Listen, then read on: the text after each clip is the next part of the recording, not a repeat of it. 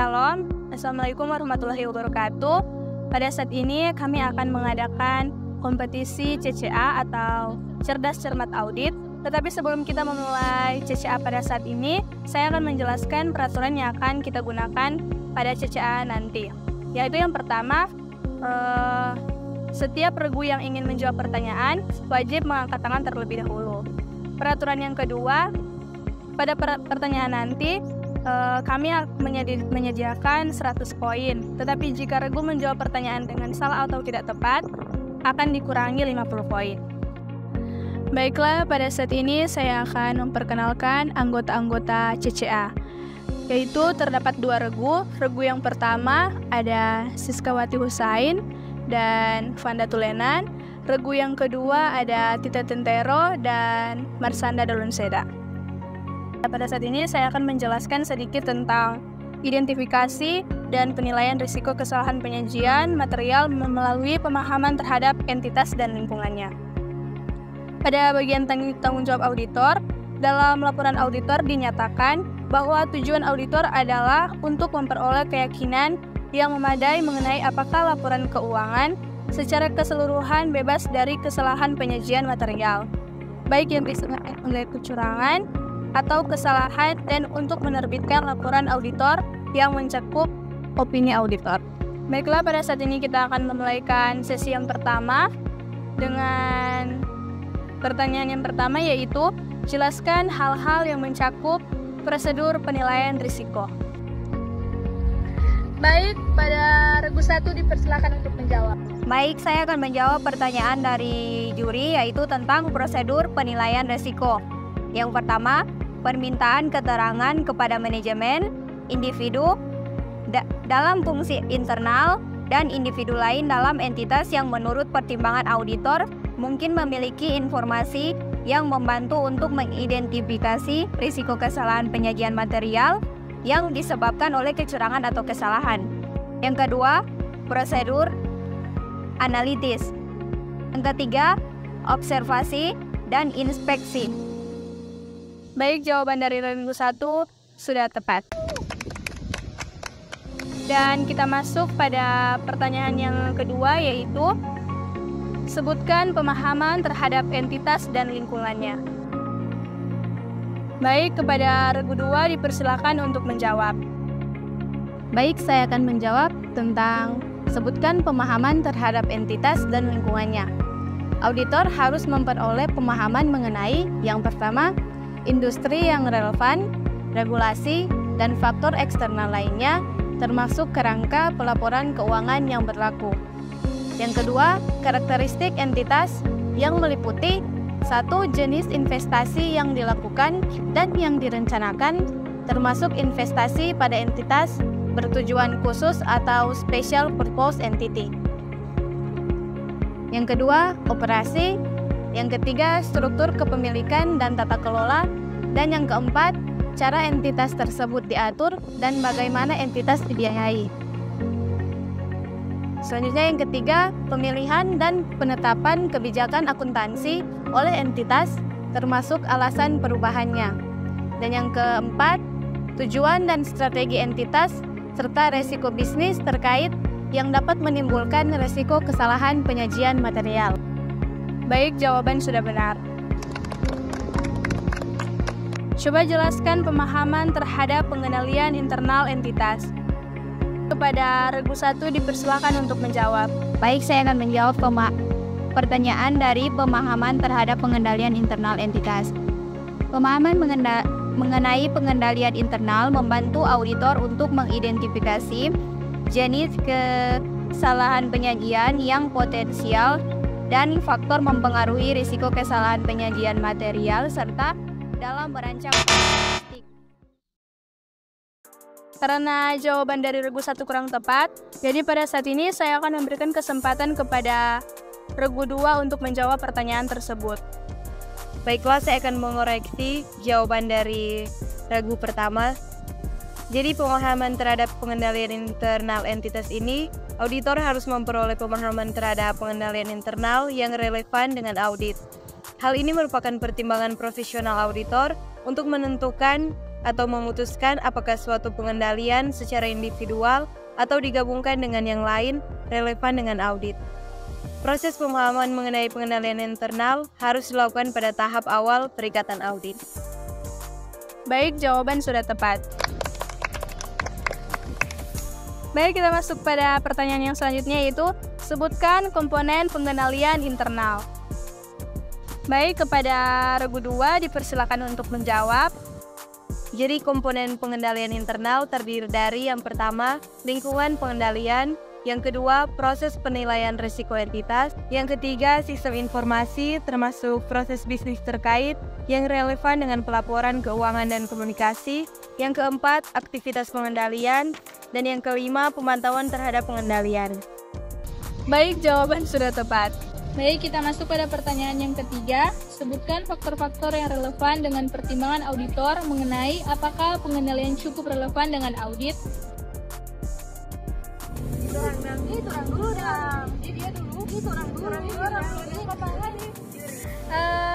Kepada regu 2 dipersilakan. Baiklah, saya akan menjawab tentang faktor-faktor yang relevan dengan pertimbangan auditor mengenai apakah pengendalian cukup relevan dengan audit.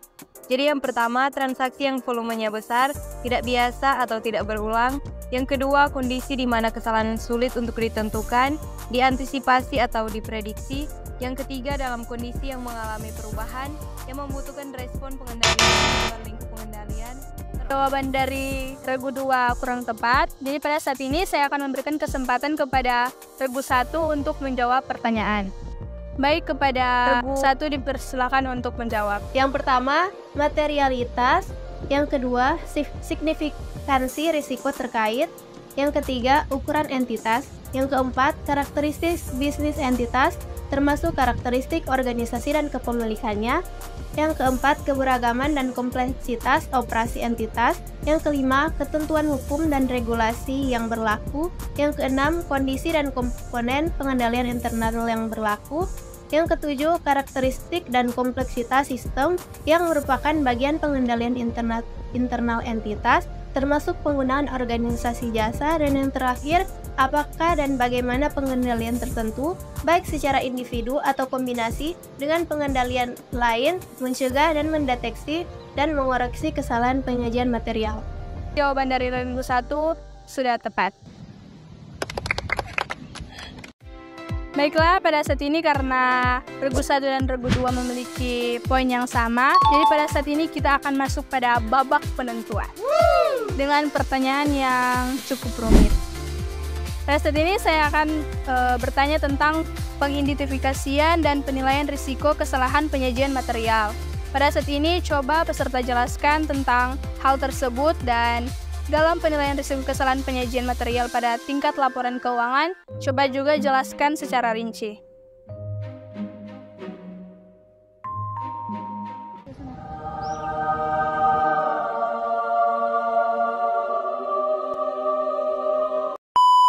Mengidentifikasi dan penilaian risiko kesalahan penyajian material. Nah, di sini itu ada penilaian risiko kesalahan penyajian material pada tingkat laporan keuangan. Risiko kesalahan penyajian material pada tingkat laporan keuangan merujuk pada risiko yang berkaitan secara berpasif dengan laporan keuangan secara keseluruhan dan berpotensi memiliki dampak terhadap banyak asersi. Terus risiko pada tingkat laporan keuangan dapat berasal terutama dari lingkungan pengendalian yang kurang, meskipun risiko ini mungkin juga terkait dengan faktor lain seperti kondisi ekonomi yang sedang menurun.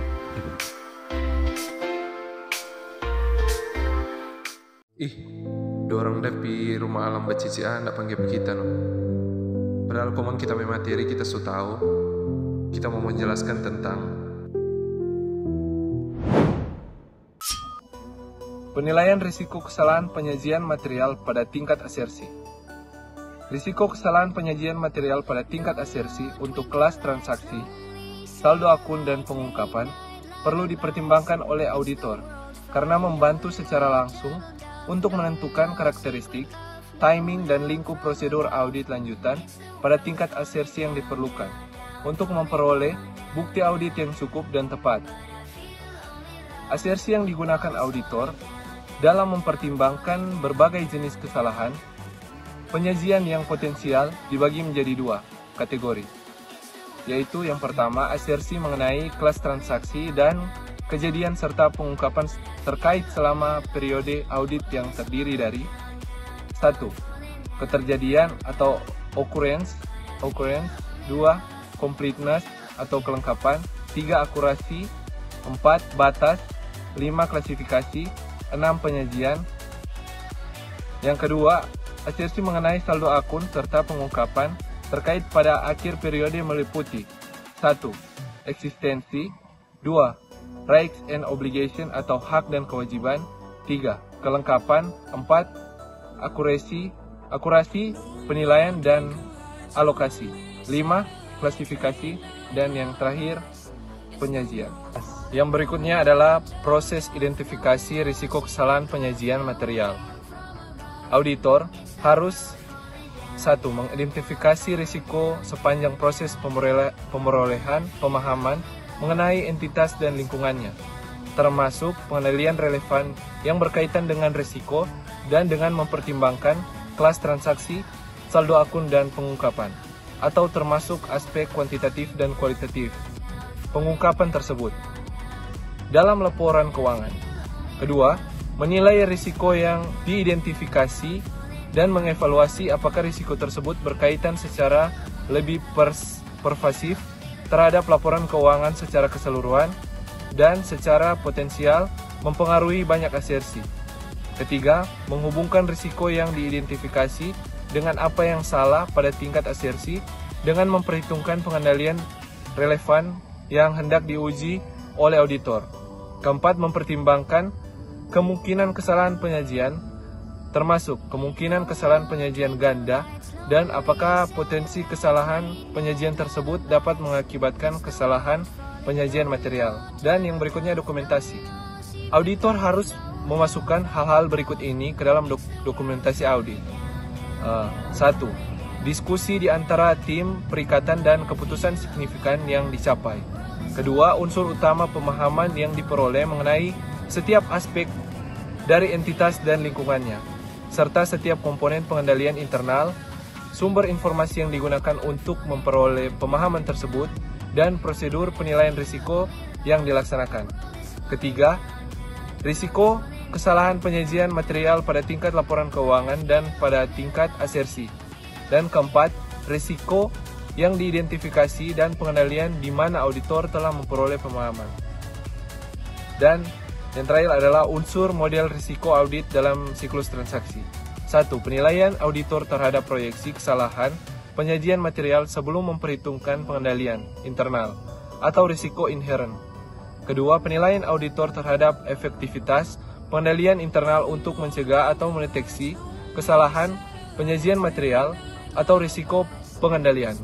Ketiga, kesediaan auditor untuk menerima adanya kesalahan penyajian material setelah menyelesaikan audit atau risiko audit yang dapat diterima. Keempat, lingkup bukti yang direncanakan untuk diperoleh oleh auditor. Sekian dan terima kasih.